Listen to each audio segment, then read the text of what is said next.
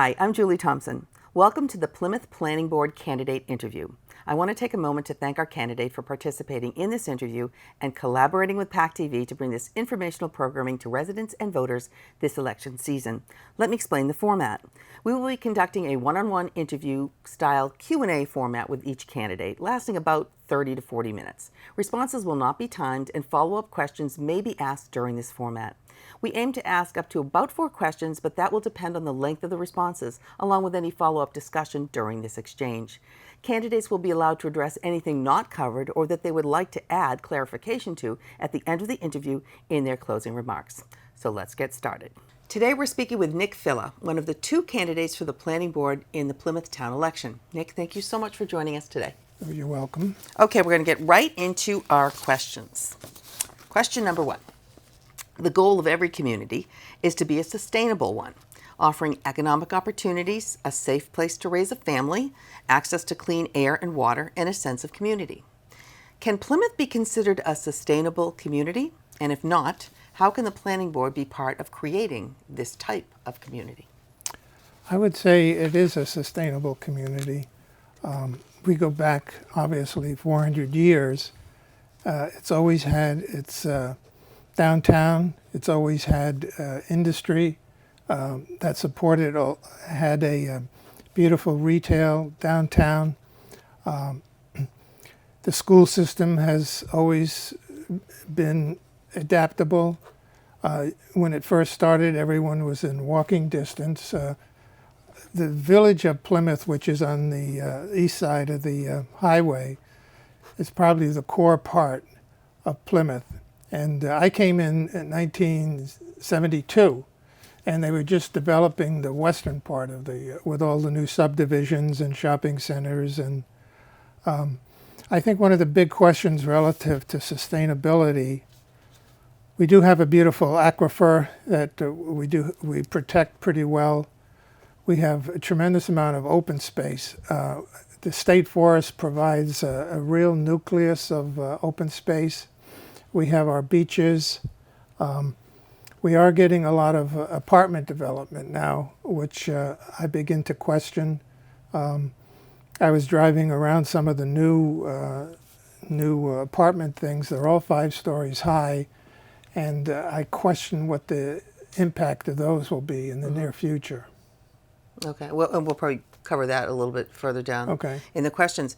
So we are a sustainable community, and if you had a tagline to say why people should come to Plymouth to live, what would that be? I think it's the most beautiful town on the South Shore, if not in the state, in terms of a coastal town. I'm from New York, Long Island, New York. Yeah. I hope you noticed the accent. When I came here, I just fell in love with the place in terms of all the things that it offered. It's a very mixed community, a variety of people of different origins. We have the Portuguese in North Plymouth. We have Italians. We have a beautiful Jewish population. I'm a Catholic myself. So the variety of experiences you have in the town are just absolutely incredible. Mm-hmm. When you put that in combination with the open space, the forests, the ponds and beaches, it's really a wonderful, wonderful town. I just met with a client today that's from Holliston.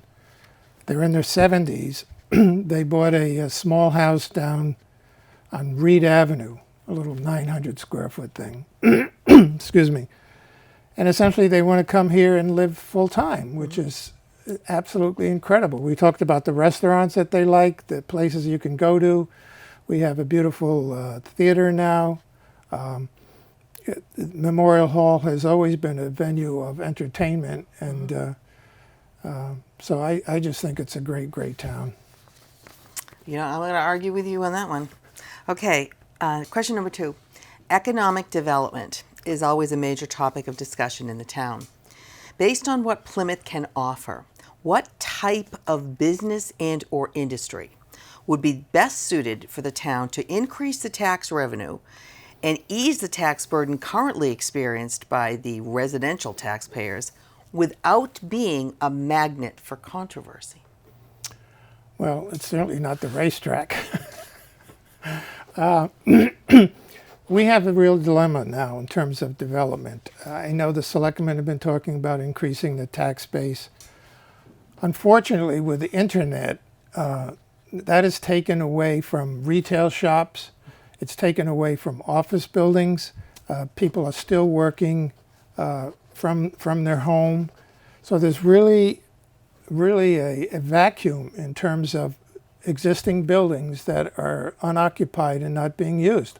I just drove up to Colony Place, and in one section, every other store is vacant. You look at the Hanover, not the Hanover Mall, but the Kingston Mall, which is nearby, but they tore down Sears, a huge big box retail store, and built apartments.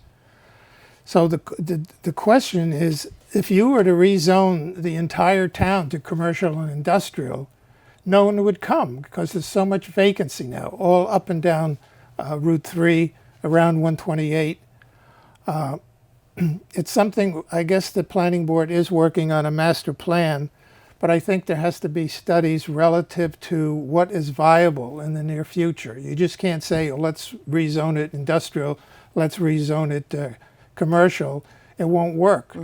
I guess I'm looking for the types of industries that you could bring to a town like Plymouth in the limited space that maybe we do have available that would not have such an impact on the environment or the water supply or whatever it is, and yet would provide a tax base. Are there industries out there? That's what I meant by kind of a non-controversial industry, because it's not going to draw away from all the services that we need. Well, a couple of years ago when I was on the planning board, I did a study for Long Pond Road in the vicinity of that woodlot. I actually have copies of it here in front of me. And it involved redoing the road network so that people just wouldn't go along Long Pond Road.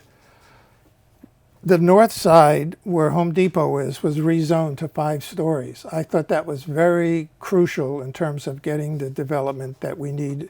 If you stay with the 2-story or 3-story type building, that was common basically for zoning in every suburban town since it was incorporated, you won't attract anybody. So 5 stories, I think, has shown. We have some beautiful new hotels that are 4 or 5 stories. I think we're maxed out on hotels, but it's difficult. I mean, like I say, you can rezone more, but how do you attract it? Well, Plymouth is an attraction in itself. I've also done studies relative to quasi-public things. I did a study for an aquarium where the Revere Copper and Brass used to be, and there's still valuable land on the ocean side. Is actually a pumping station, would be ideal for pumping water into the aquarium. But that's more of an attraction that doesn't have a large tax base. It would probably be a nonprofit organization. The apartments that are going up, that is, in terms of the size of the units, if they're 1 and 2 bedrooms and age restricted, that definitely increases the tax base. But if you drive around town now, you just see hundreds and hundreds of apartments. Well, we'll definitely get into that one. So it's and if you look at it from a macro point of view, New England is really at the edge of the United States. So if you're a new industry like Tesla, for example, the distribution pattern that you would have to support the rest of the United States doesn't exist. That's why he's looking at Texas, for example, or the Midwest or Colorado.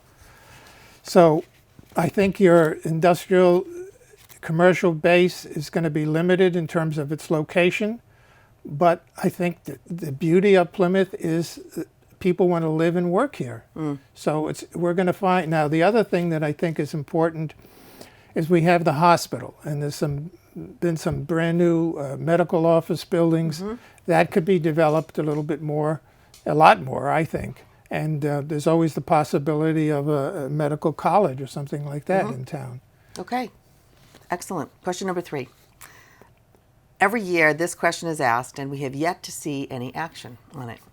So affordable or workforce housing is one of the priorities listed by the Planning Board in its housing production plan, and one of its goals listed on the town website. Yet, there doesn't seem to be housing available that the workforce can afford, despite the growth we've seen in residential development.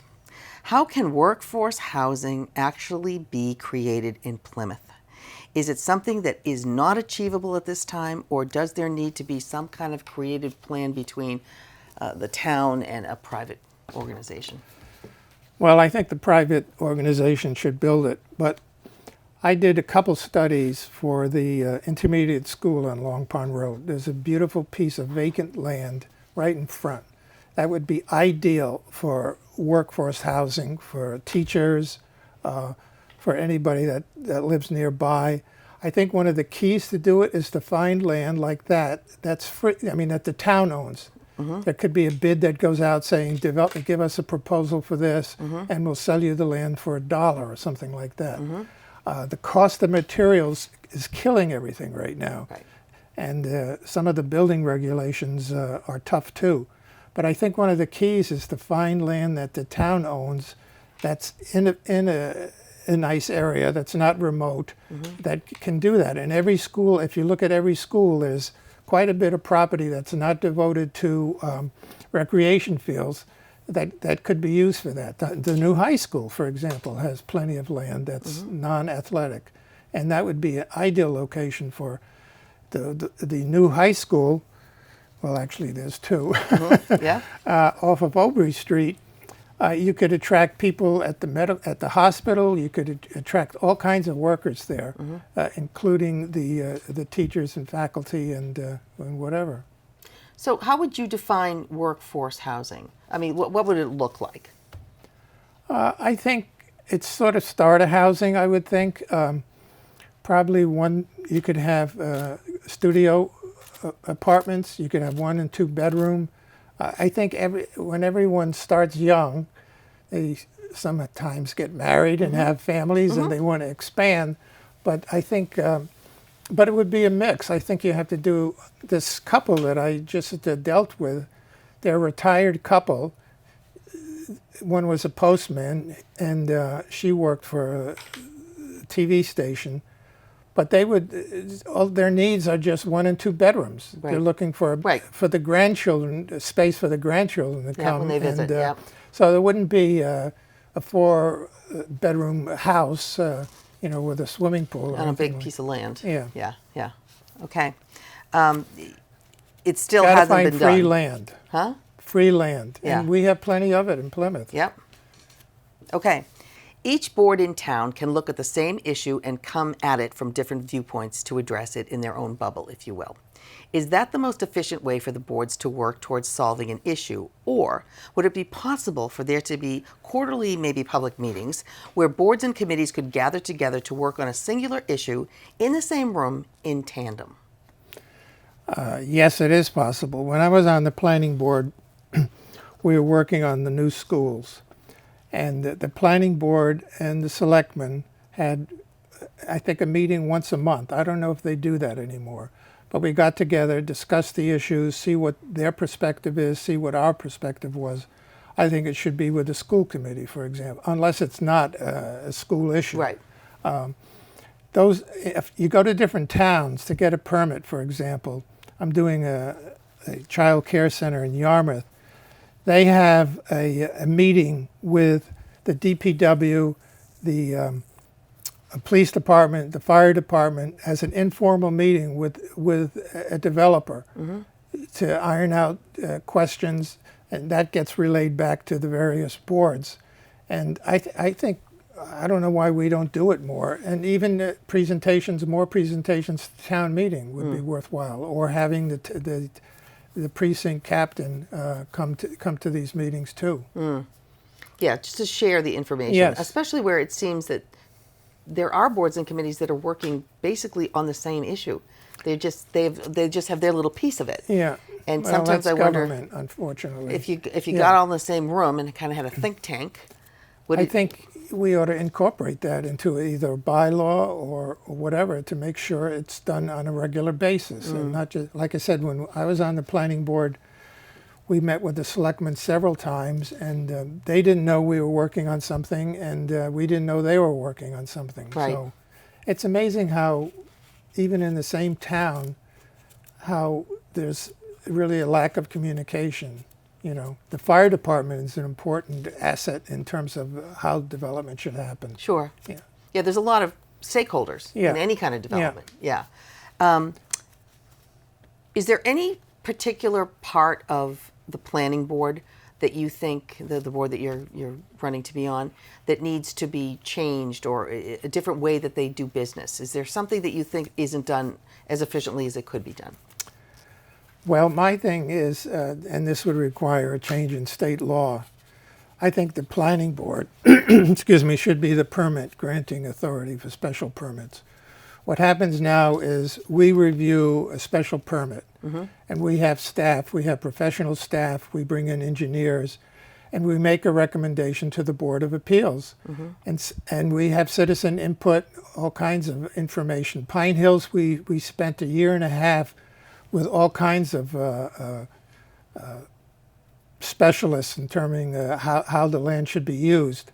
And so if we do that, I think we have a chance of really, I'd like to see the planning board get in control of the special permit. They say, oh, that's too much power, there's a reference, but it could just be opposite. The Board of Appeals could be, we're elected officials, and we have a direct responsibility to the voters, to the people in town. And the appointed Board of Appeals, I don't want to, be negative. Are you talking about the ZBA? Yeah, the ZBA. Okay. Sometimes they don't get or understand the recommendations that we make and why we made them. Maybe it's possible that we could have, I know Lee Hartman occasionally goes to the Board of ZBA to explain something. There should be a little bit more communication with them. And that maybe they should come to some of our planning board meetings, because we usually have the engineers and the experts there that explain pros and cons of an issue. Okay. Okay, great. Number 5. The seat you're running for is a 5-year term. Decisions made by the planning board affect Plymouth now, but also down the road. How do you view your role on the board during the 5 years you'll be on it, and what impact do you want to make on the town beyond that?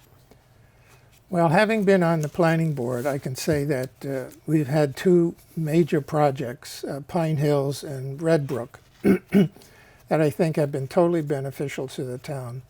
They're award-winning mixed-use developments. They have senior citizens, they have apartments, they have lots of commercial. I think that'll always be a lasting impact in the town. I've worked on a series of master plans. I gave you an example of the aquarium downtown, which would be an everlasting phenomenon. We almost had it in the works. There was a developer from Tennessee that did aquariums in Tennessee and other areas that was very interested in it. But sometimes some of the locals can't see beyond the future in terms of what can be done for the town of Plymouth. One of the things we have now are tremendous destination restaurant type activities. Yes. And this couple I talked to today had their favorite restaurants. They love it. And the husband said, well, honey, we're going to be living here all year round. We don't have to go to a restaurant every night. But you could. Yeah, you could. And never repeat. Yeah. So you talked about the things that you've done in the past, the Pine Hills and the Red Brook, but for the next 5 years, if you get elected, what are some of the really important projects that you want to work on that are going to be lasting and effective and impactful for this town moving forward? Well, somehow we have to look at our malls. The Kingston Mall demolishing the Sears was, I think, a milestone in terms of bringing mixed uses to malls that are not functioning now. I think if you look at the parking, the empty parking lots and all the stores that are vacant, maybe a mixture of residential in those areas so people can actually get out of their apartment and walk into a mall and shop. The other thing is I'm worried about the railroad. We had that little spur that has come in. It seems to be sputtering, and somehow I'd like to see that develop a little bit more so that we have trains that are on a regular basis. I think that would help a lot. Okay. And so that's basically it. Okay. And are there any things, we have about 6 minutes left, anything you want to talk about that we didn't bring up that you think is important for the residents to know about? Well, I think the racetrack proposal is the biggest one. And I have to speak hypothetically on that because down the road, if it comes before the planning board and I've said negative things about it, they could disqualify me and stuff like that. But if you take the type of facility, the racetrack, and put it in a different town, you would ask a lot of questions. What is the infrastructure like? Can the roads handle it? Is it near rapid transit, for example? Many of your racetracks are connected to rapid transit to bring in people. It's not just going to be the Plymouth residents that go to the racetrack. If you look at the neighboring uses, what would happen if there's a intermediate school along the entrance to a racetrack or a skating facility? That's about as hypothetical as you can get, I guess. Yeah. All of those factors, to me, would be detrimental to the town. And I would say that for any racetrack to occur in this state, the infrastructure has to be almost already be there. You can't expect to widen the road from 2 lanes to 4 lanes and have a series of traffic lights and a bunch of things like that. So I think that's one of the super issues. So you don't think that this is a good idea for Plymouth? Hypothetically, no. Okay. Okay. Mostly for the fact of the infrastructure. What about the tax base that it's supposed to bring in? Well, I don't know. You know, most of the tax base is generated by a building. Now, a racetrack has the grandstands. I don't know what the cost of that is, how that's evaluated. If the town assessors would evaluate it from the cost of construction or from the income that it generates. So I don't, and then you have all the stables, and I mean, it's a huge amount of area. If you look at, I've been looking at aerial photography, Google Earth of different racetracks, and the amount of stables is like twice the size of the racetrack itself. And those, I would say, are not really tax-generating buildings. So I think if this moves along further, we should invite either other racetrack owners or other towns that have racetracks and let them explain what the tax base is, does it work, et cetera, like that. And another thing that came up was the ancillary things around it. Would there be a, is there a casino? Is there a slot parlor? Are there other venues that are going to pop up with it? They seem to be indicating that that's part of the venue, entertainment center. I don't know. I just think Plymouth is so beautiful now. I really don't think we would need it. Okay. Okay. All right. Yep. Everyone has opinions on this, and it's very interesting to hear how people feel. Now, for the last minute or so, why don't you tell the voters why they should select you as one of the candidates? Do you mind if I read Not that? at all. Go right ahead. As an architect in town with a master's degree in city planning from the University of Pennsylvania, I've always been concerned with the quality and rate of the land development here in Plymouth. The zoning bylaw has been in effect in our town for 50 years. That's a mere 13% of the town Plymouth has been in existence. Does it work, and how has it impacted the quality of life for its residents? When I look back at what had been built prior to zoning, I see a well-defined community with a vitality and a strength and the character of a hometown. I see where people lived, worked, and shopped, where they worshiped, and where their children went to school. I also see the outlying village centers, which always express their own identity and sense of community.